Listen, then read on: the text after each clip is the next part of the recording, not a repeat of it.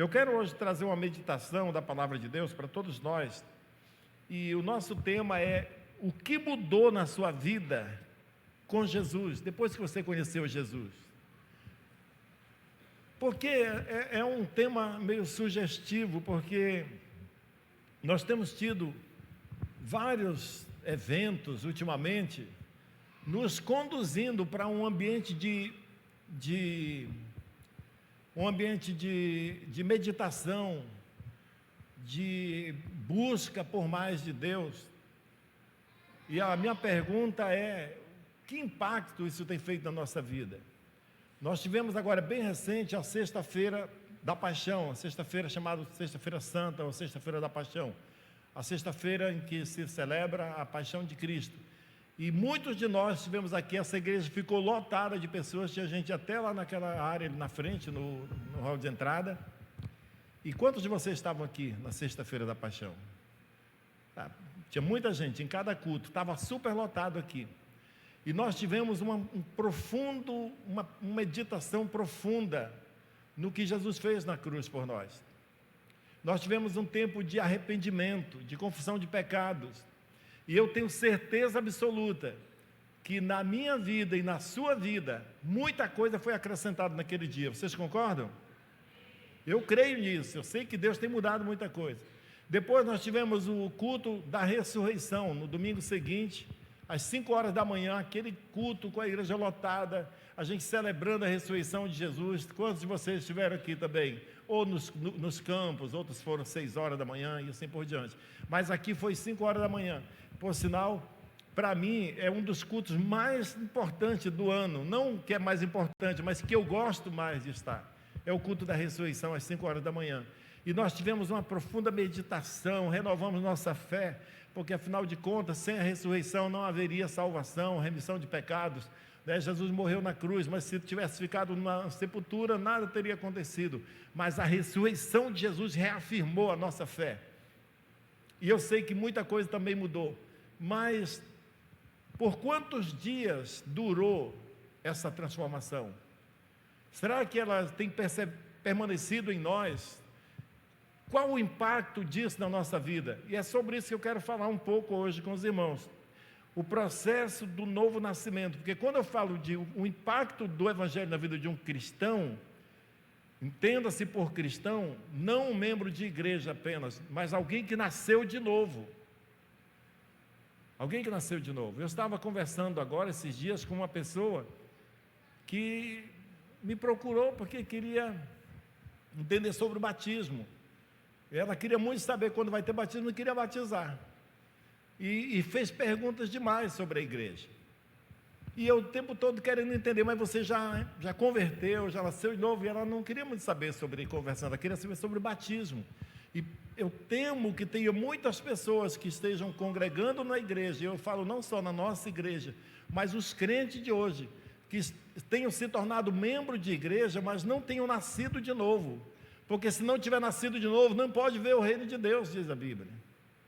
Isso é muito importante, essa reflexão que nós fazemos de nós mesmos, para saber até que ponto a nossa vida foi transformada por Jesus, ou nós apenas trocamos de religião, porque isso não interessaria a nós. Então o processo do novo nascimento, porque eu falei agora há pouco que o cristão é alguém que nasceu de novo, e o processo do novo nascimento não tem nada a ver com mudar de religião. O processo do novo nascimento, ele tem 2 passos muito importantes, que a Bíblia deixa bem claro, que o primeiro passo é o arrependimento de obras mortas, e o segundo passo é fé em Deus. Está escrito em Hebreus isso, que o início da vida cristã, o nascer de novo, vem por 2 passos que se tomam: o arrependimento das obras mortas. E arrependimento de obras mortas refere-se à mudança de atitude e comportamento, abandonando a vida antiga e buscando uma nova vida em Cristo, abraçando um novo estilo de vida e de maneira de ver o mundo. Isso é muito importante para nós entendermos. O primeiro passo é arrependimento de obras mortas. E o que são obras mortas? As obras mortas são as obras que não podem salvar. E tem 2 categorias aqui de obras mortas, que quando a Bíblia fala que nós devemos nos arrepender das obras mortas, está se referindo a 2 coisas: são comportamentos que nós tivemos na nossa vida antiga, que são bons ou ruins, mas que todos eles são obras mortas, no sentido de que não podem salvar. Então, quais são essas obras ruins e essas obras boas, que tanto faz uma quanto a outra? Nós temos que nos livrar delas, nos desapegar delas, para abraçar esse novo estilo de vida, que é a vida que Jesus providenciou na cruz do Calvário para todos nós.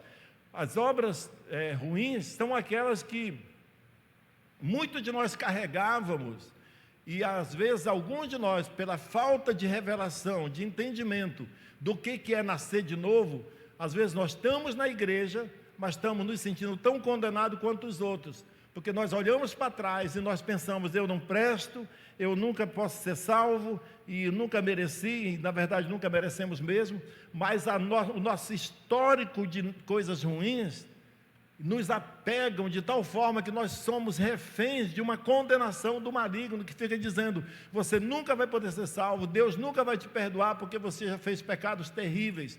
E isso não é verdade depois da cruz de Cristo. Vocês concordam comigo? Depois da cruz de Cristo, qualquer pessoa que se arrepende desses pecados, que abandona esse estilo de vida, esse modo de pensar e viver, pode sim receber a salvação dada por Cristo na cruz do Calvário, conquistada na cruz do Calvário. E as obras boas, que também são obras mortas, é porque tem muitas pessoas, tem aquelas que pensam: eu nunca vou ser salvo, porque eu nunca vou merecer, eu fiz tanta coisa errada na vida, e eu não consegue entender que o sacrifício da cruz de Cristo é maior do que os nossos pecados.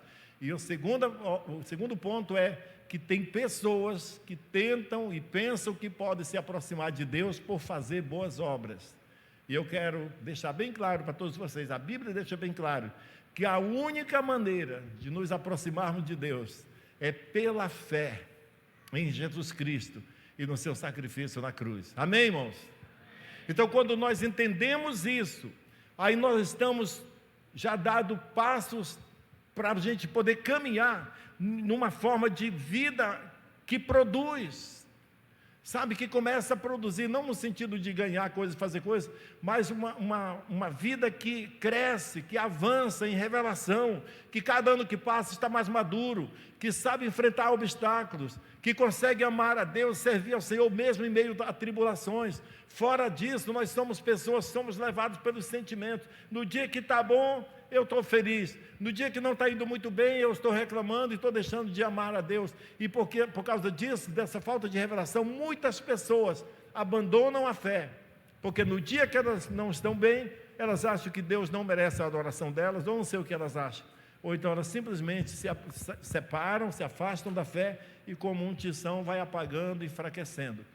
Mas Deus quer que nós tenhamos um crescimento contínuo na nossa fé, para que nós possamos olhar para trás e dizer: até aqui o Senhor tem me ajudado, hoje eu estou avançando mais do que ontem. Essas experiências que eu tenho tido com a paixão de Cristo, com a revelação da ressurreição, a minha fé tem aumentado, eu tenho crescido, e aí eu tenho revelação para poder me tornar alguém que vai ser um exemplo, um padrão para os novos crentes que estão chegando, para as novas pessoas que vêm à igreja. Quando as pessoas estão chegando na igreja, elas vão ter como referencial os crentes mais antigos, e eles acreditam que nós somos os exemplos para eles.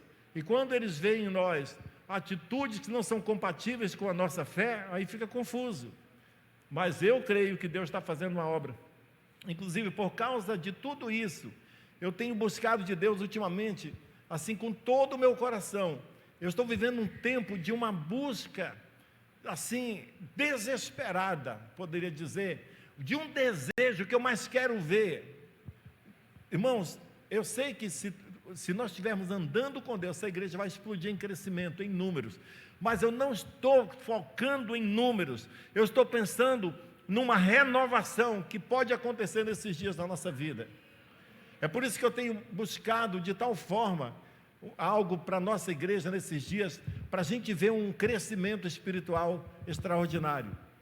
Eu tenho já há mais de mês pensado e buscado, já reparti com os pastores, já chegamos à conclusão que vamos fazer isso, é que nós vamos começar uma série agora sobre o Espírito Santo, domingo que vem. Nós vamos ter 3 domingos, nós vamos falar sobre o Espírito Santo. Então, domingo que vem, dia 18, eu vou falar sobre o Espírito Santo antes da criação do mundo, onde ele estava, quem era ele. Porque o Espírito Santo é a representação de Deus na nossa vida, ele é Deus. Jesus foi e mandou ele para ser o substituto dele aqui na terra, ou o representante dele. A Bíblia diz que ele é o Paracleto, é aquele companheiro que anda lado a lado para ajudar, como um personal trainer da vida espiritual. O Espírito Santo, ele nos auxilia nas nossas fraquezas. Mas quantas pessoas que seguem Jesus hoje em dia, que nunca nem falam com o Espírito Santo? Então nós estamos buscando isso. Eu quero sinceramente ministrar nesses domingos próximos sobre o Espírito Santo. E no dia 25, que é o segundo domingo da série, nós vamos falar sobre o Espírito Santo, a ação dele no Antigo Testamento, preparando o mundo para a primeira vinda de Cristo. Quando ele preparou os profetas, quando ele usou as pessoas que escreveram a Bíblia, que nós temos hoje, tudo isso, uma preparação. Onde está o papel do Espírito Santo? Quando Jesus veio, ele veio cheio do Espírito Santo. O Espírito Santo foi quem veio sobre Maria, para que ela ficasse grávida, para nascer o Salvador. Então o Espírito Santo tem um papel tremendo na história.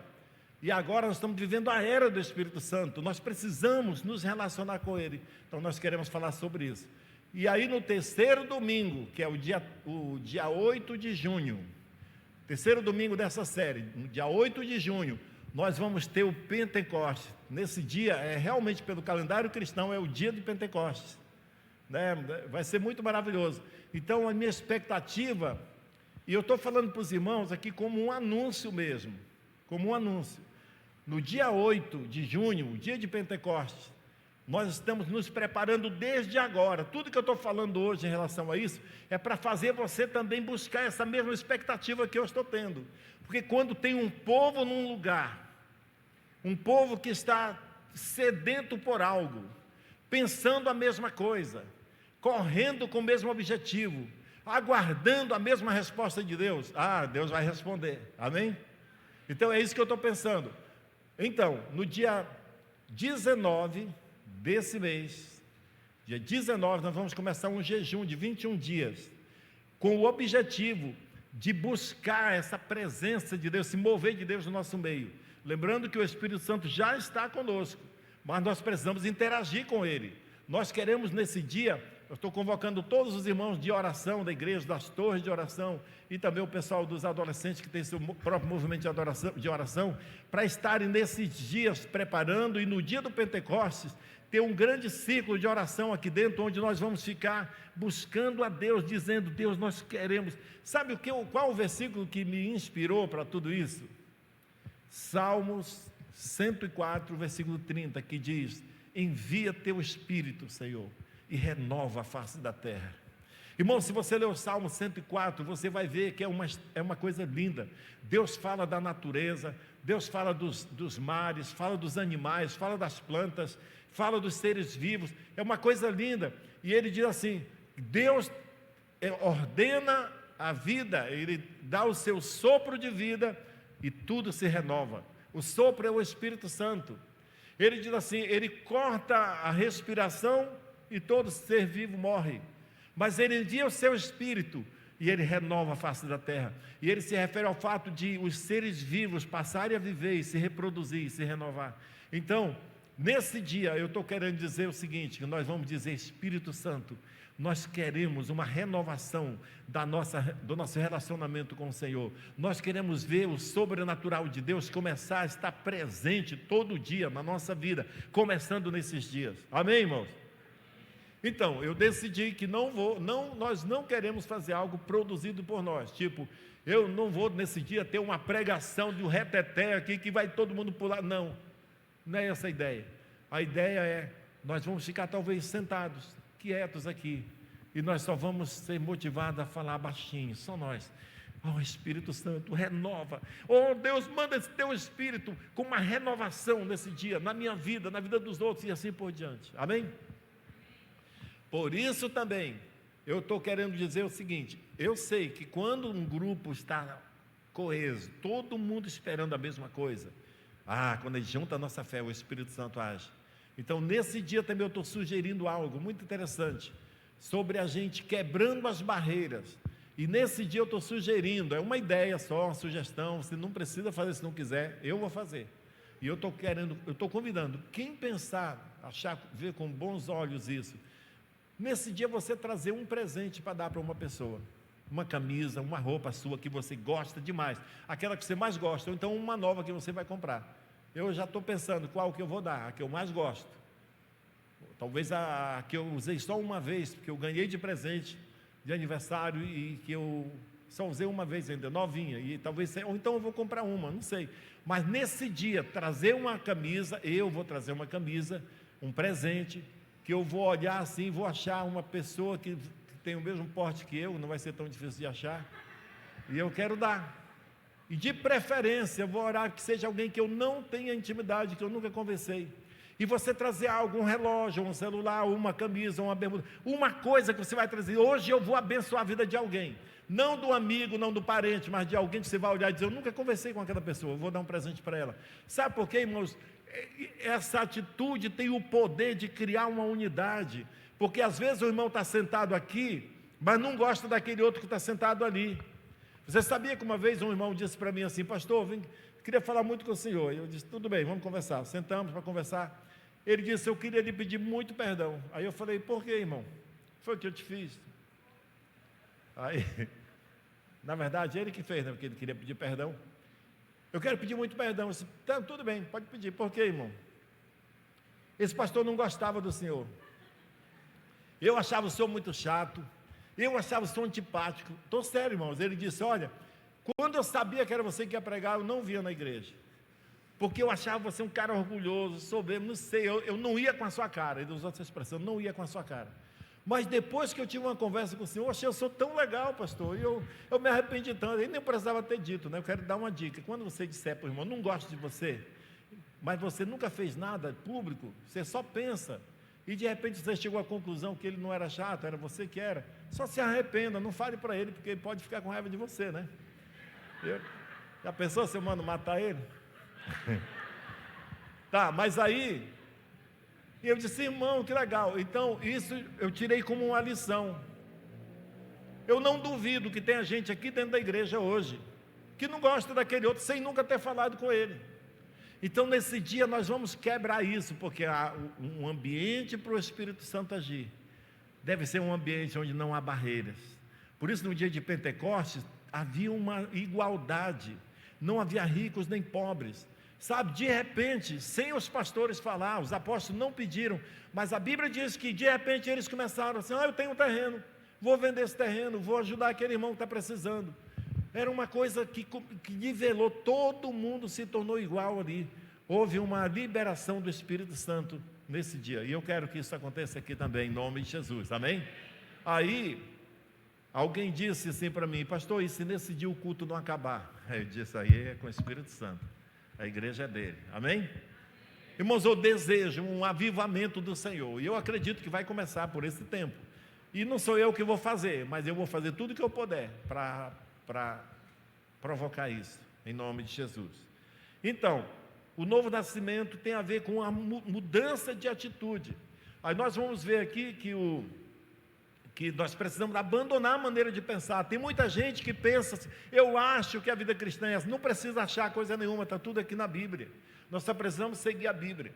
Então João, quando estava pregando o Evangelho, ele veio preparar, batizando as pessoas, ele veio preparar o mundo para receber Jesus, e João começou batizando as pessoas no deserto da Judéia.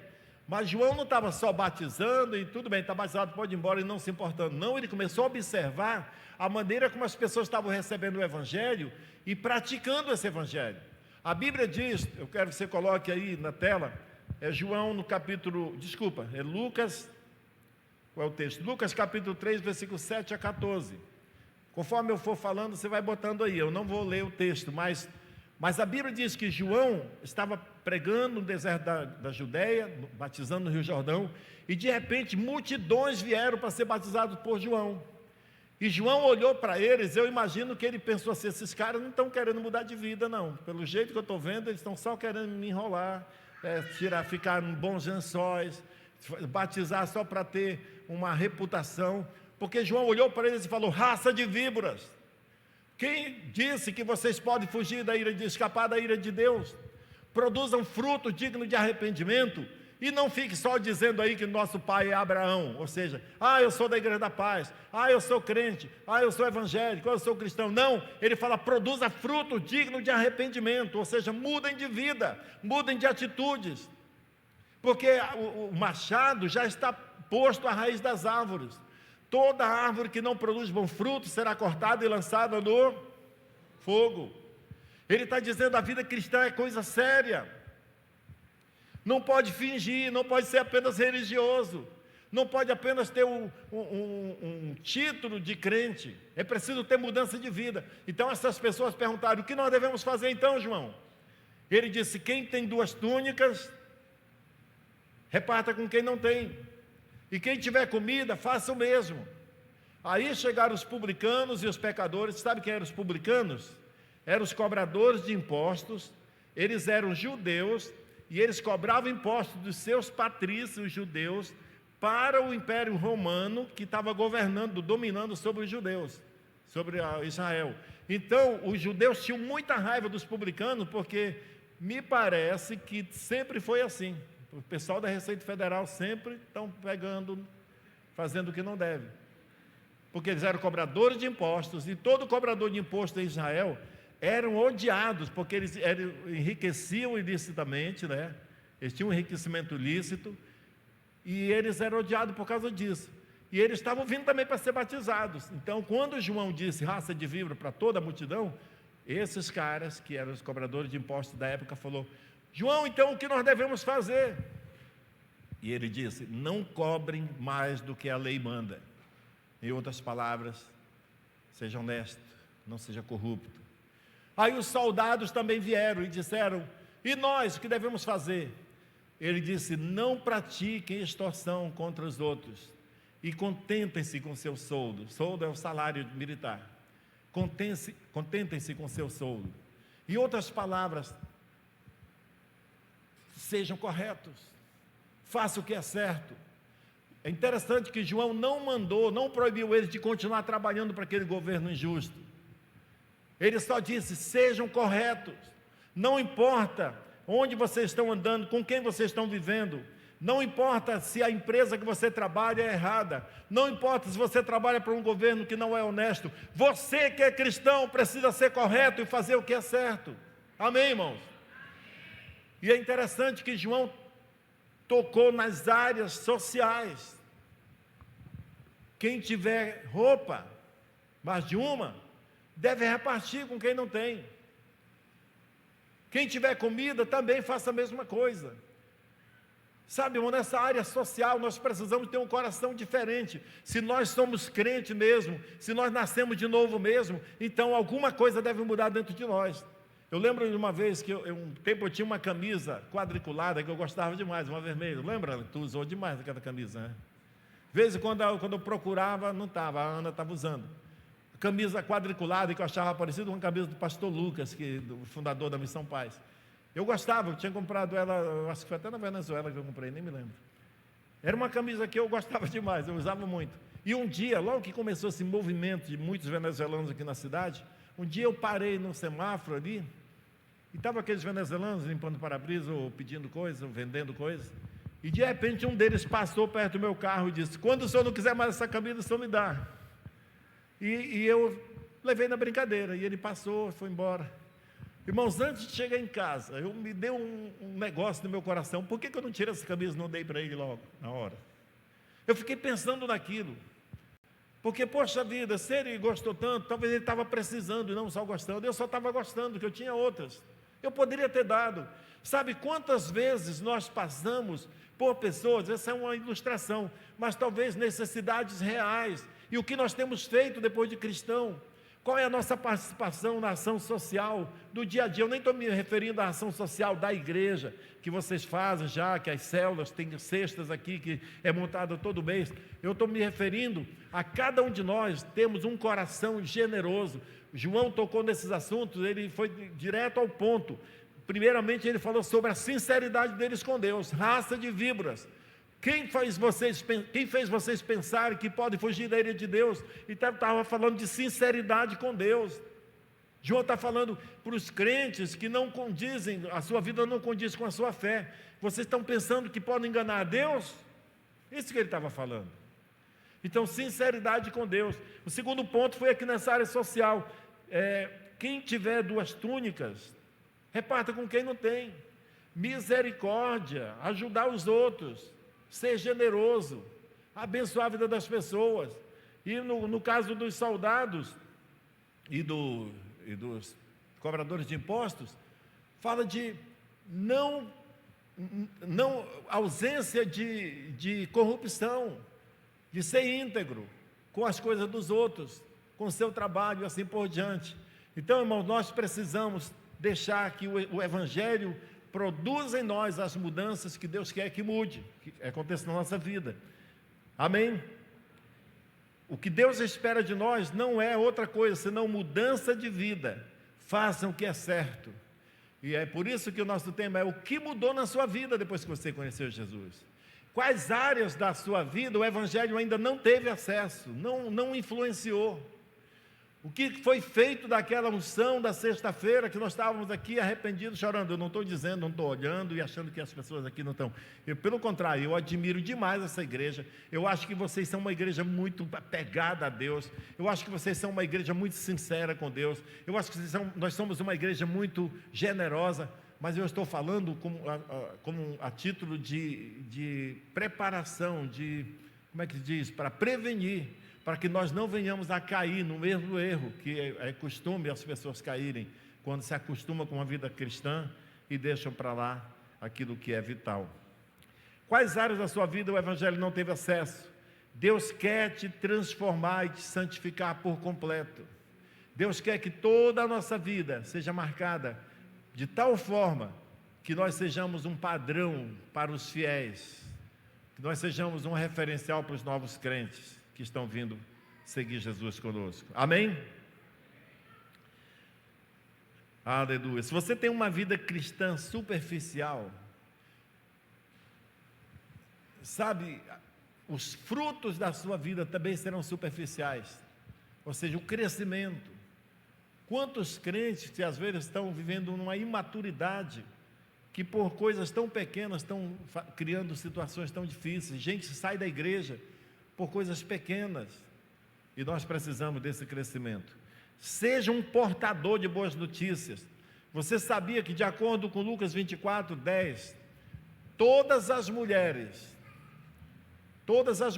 que naquele domingo da ressurreição saíram de madrugada de casa para ir lá no túmulo de Jesus. Lembra que naqueles dias os discípulos estavam trancados no cenáculo, com medo de serem mortos, tristes com a morte de Jesus e com medo de também serem mortos, todos eles trancados.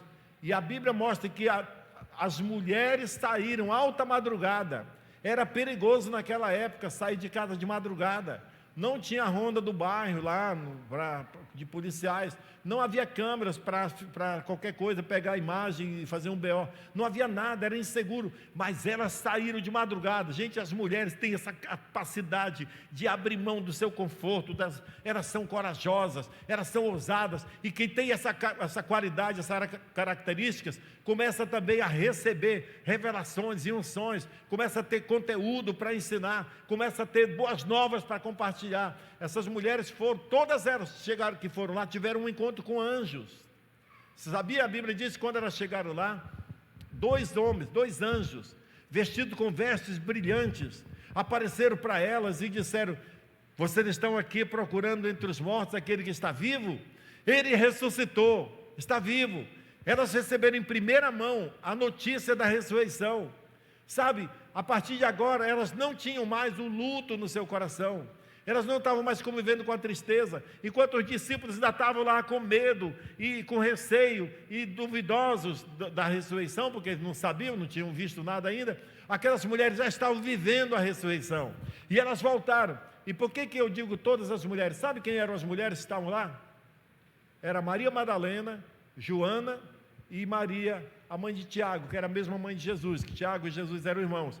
E as demais que estavam com elas, confirmaram todas essas coisas apóstolas. Não foram só as que foram nominalmente mencionadas: Maria Madalena, Joana e Maria mãe de Tiago. Mas todas as outras que foram juntas tiveram um encontro com anjos e tiveram suas vidas alegradas. O luto saiu da vida delas e elas foram portadoras das boas notícias. Nós podemos ver que todas as pessoas que tiveram um encontro com Jesus ressuscitado mudaram o resto das suas vidas, foram impactadas até a sua morte. Todos os discípulos que viram Jesus depois da ressurreição tiveram uma forma de glorificar a Deus mais elevada possível. Foram mártires, entregaram suas vidas por Cristo. Aqueles discípulos de Emaús, aqueles dois, lembra? Aqueles dois discípulos de Emaús que estavam voltando de Jerusalém para Emaús, indo embora, dizendo: nós pensávamos que ele era o nosso libertador, o Messias, o Salvador, que ia libertar Israel, e agora já está com 3 dias que mataram ele, está lá sepultado, e agora? Eles estavam indo embora, irmãos. Eles saíram de Jerusalém indo a pé, embora. No caminho, um próprio Jesus se apresentou para eles, começou a conversar com eles, sem eles saberem que era Jesus.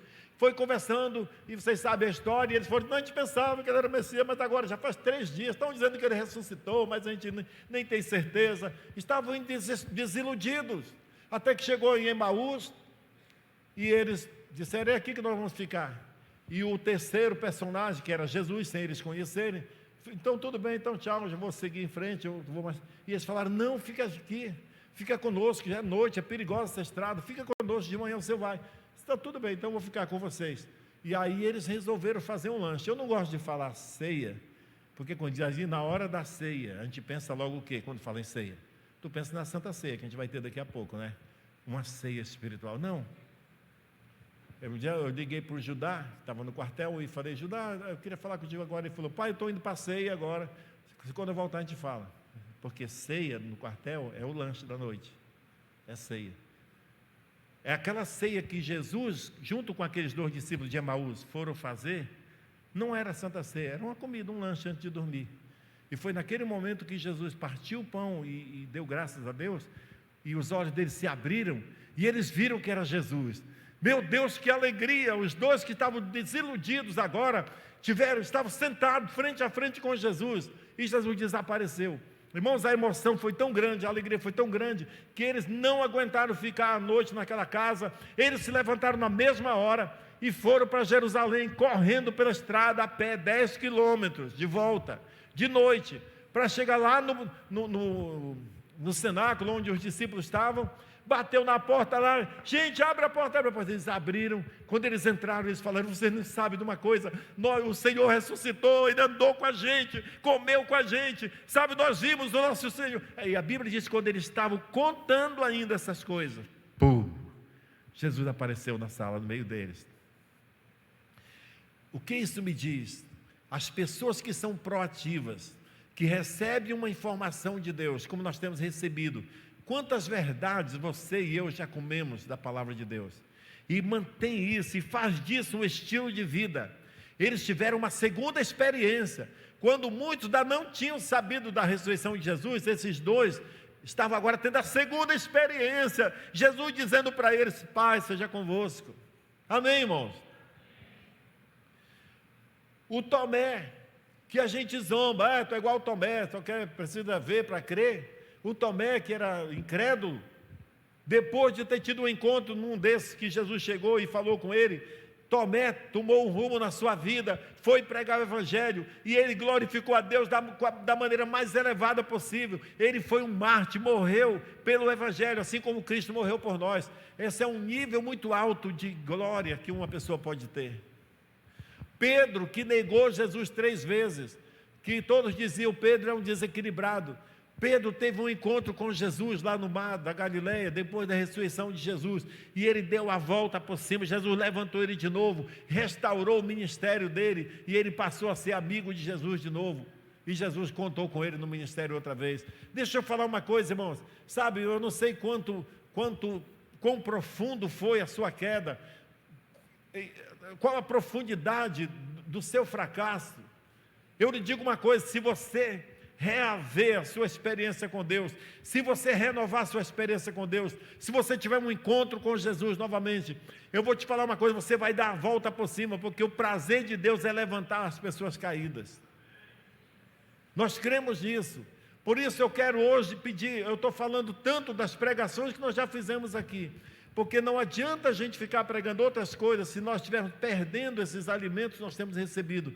E eu creio que hoje Deus está fazendo algo na nossa vida, e nós vamos seguir em frente, e no dia de Pentecostes será o selo de um momento tão precioso que Deus vai poder contar, não apenas com a nossa igreja, mas que a nossa igreja vai se juntar com tantas outras, e vai começar a invadir essa cidade, esse estado, e o Brasil vai ser avivado pelo poder do Espírito Santo, que vai agir através de pessoas como eu e você, que estamos desejosas de ser usados por Ele nessa geração, amém?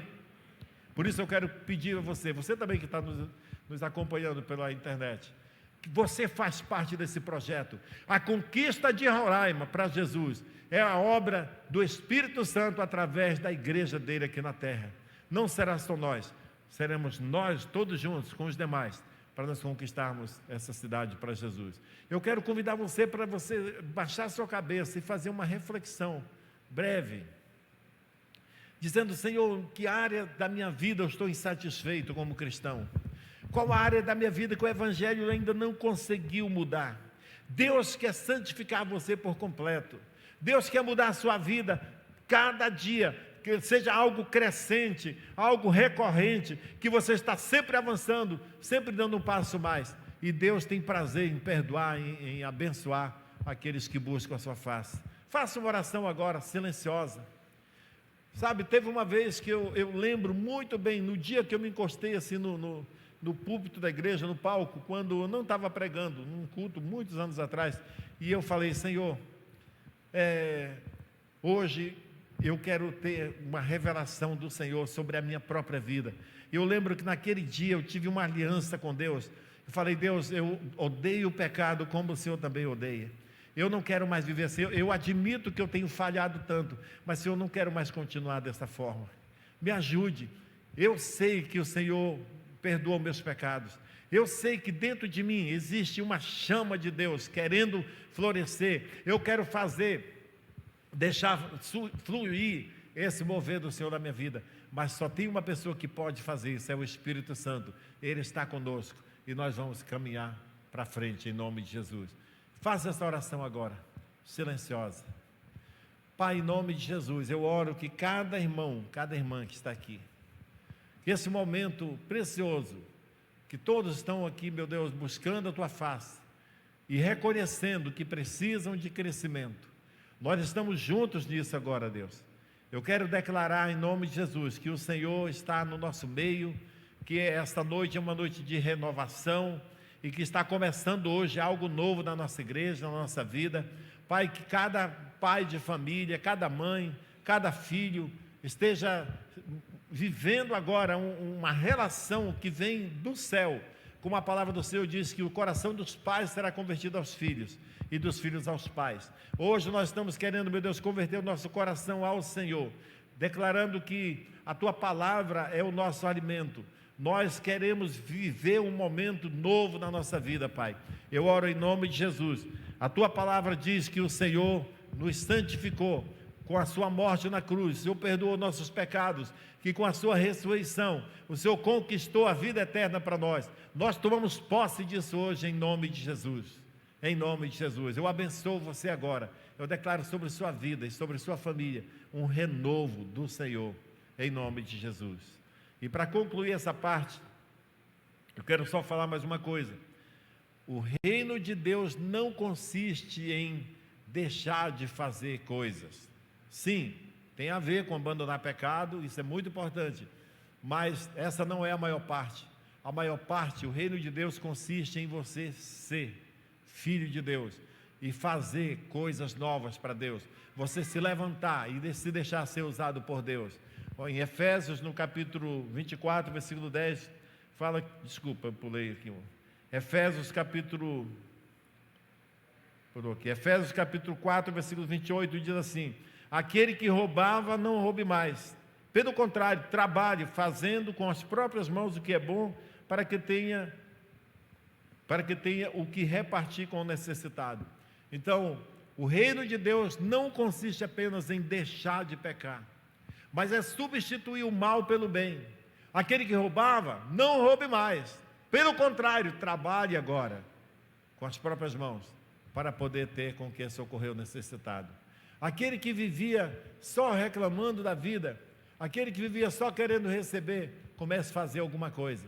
Sabe, irmãos, eu vejo assim, muitas vezes nós estamos aqui na igreja, ou qualquer igreja, e às vezes pessoas estão ali tão contritas na hora do louvor, da adoração. Tem pessoas que estão até chorando, sentindo a presença de Deus, e outros estão dizendo: por que está chorando? Não estou sentindo nada.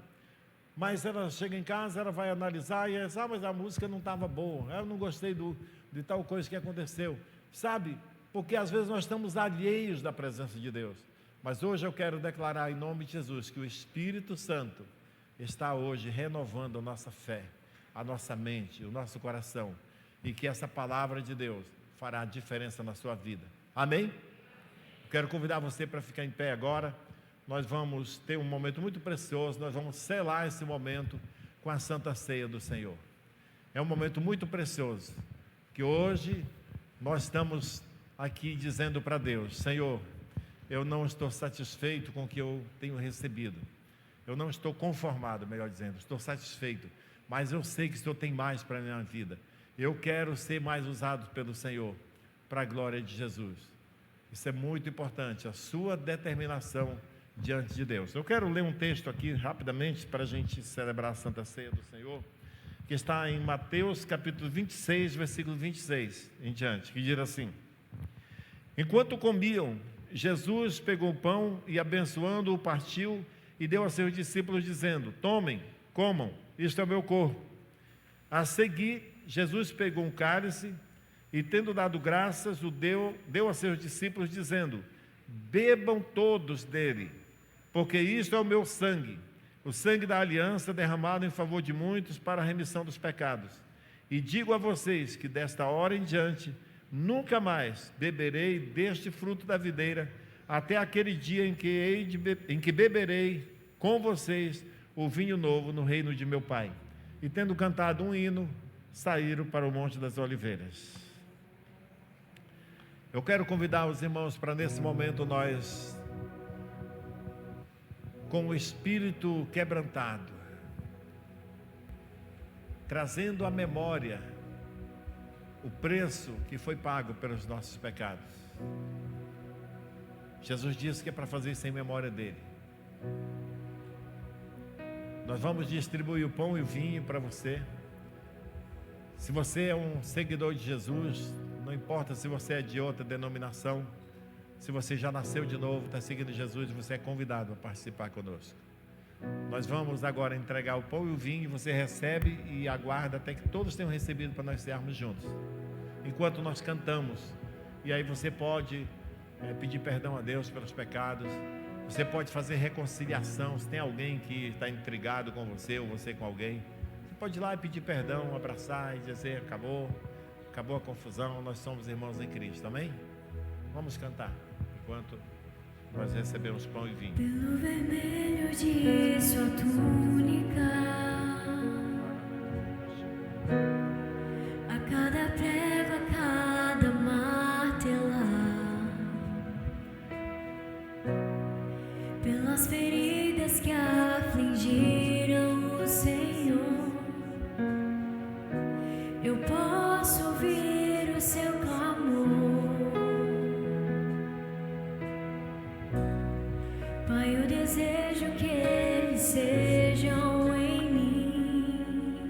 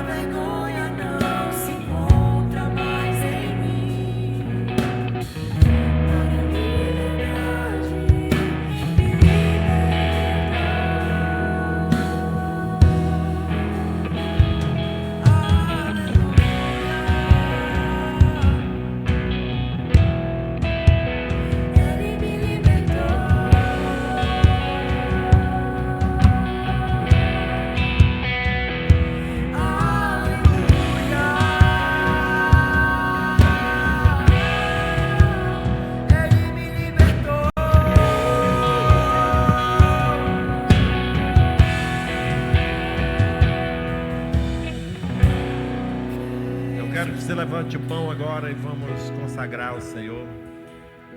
Obrigado, meu Deus, por esse pão que representa o teu corpo que foi entregue na cruz do Calvário. Senhor, hoje nós trazemos à memória a morte do teu filho, que lá na cruz se entregou por nós. E ao comer este pão, nós tomamos posse da renovação da nossa mente, do nosso coração, da nossa alma, da nossa salvação, da nossa aliança com Jesus, da nossa aliança com a igreja, com os irmãos. Nós somos um em Cristo. Obrigado porque o pão representa o teu corpo, que pagou pelas nossas doenças, enfermidades. Senhor, esse pão, ele é um símbolo daquilo que há de mais sagrado, o corpo de Cristo que abriu um novo e vivo caminho. Nesse dia da tua morte, a cortina do santuário foi rasgada. O Senhor abriu um caminho para todo aquele que conhece Jesus como Senhor. Obrigado pelo pão, Senhor. Nós abençoamos em nome de Jesus. Ao comer esse pão, nós estamos nos tornando mais uma vez mais unidos como um só corpo em Cristo, em nome de Jesus. Amém. Vamos comer o pão.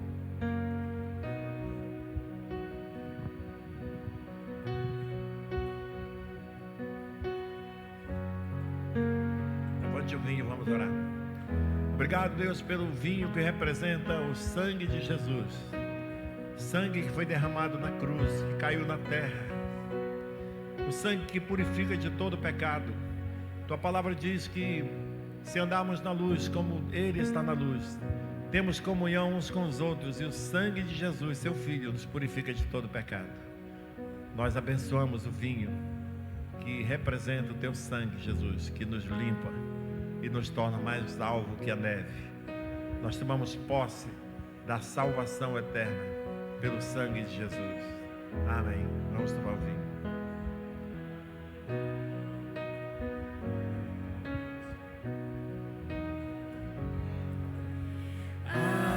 Aleluia. Obrigado, Deus.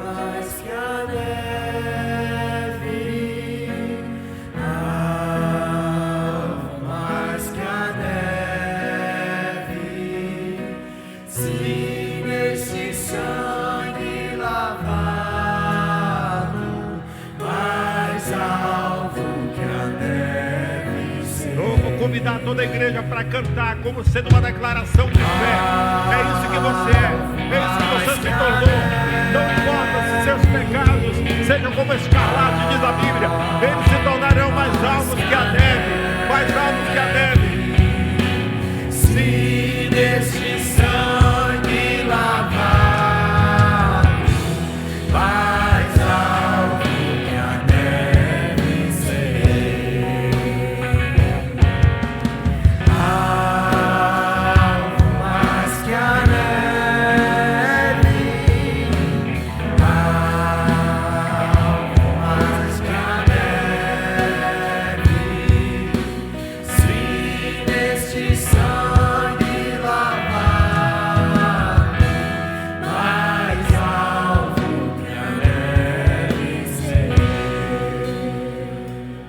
Aleluia, aleluia. Obrigado, Jesus. A salvação está disponível. Se tem alguém nessa noite que gostaria de receber Jesus como o Senhor da sua vida, saia do seu lugar, vem aqui na frente, quero orar com você. Hoje é a noite de perdão de pecados, de salvação. Não estou convidando você para trocar de religião, estou convidando você para receber Jesus como o Senhor da sua vida. Tem alguém? Talvez você estava afastado, quer voltar para Deus hoje. Se tiver, esse é o momento. Alvo mais que a neve, alvo mais que a neve.